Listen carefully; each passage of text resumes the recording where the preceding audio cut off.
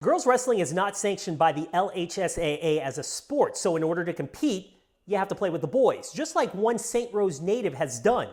Andrew Doak reports. From the time she was 6 years old, Nette has been a girl living in a boy's world.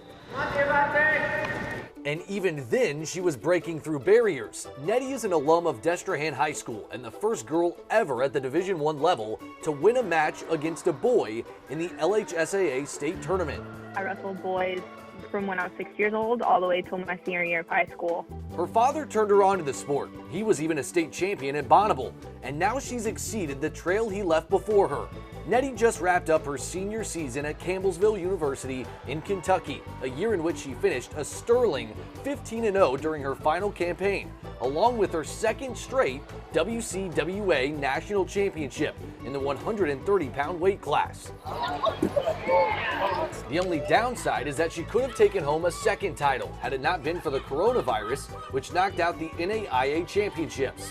I would say I was happier when I won this year because it was my senior year, and it was a goal of mine to win. So I was upset that NAIAs got canceled, but I think I coped with it because I still had WCWA.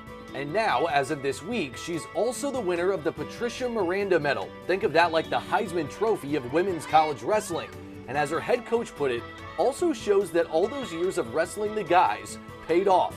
For someone of her talent level and caliber to come from a state where, especially on the women's scene, it's almost non-existent. How rare is that in your mind? A lot of times if they can stay in it, which I think we lose a lot of girls going through that process, but if they can stay in it, they come out a little tougher, where they're just, they got a little bit more grit.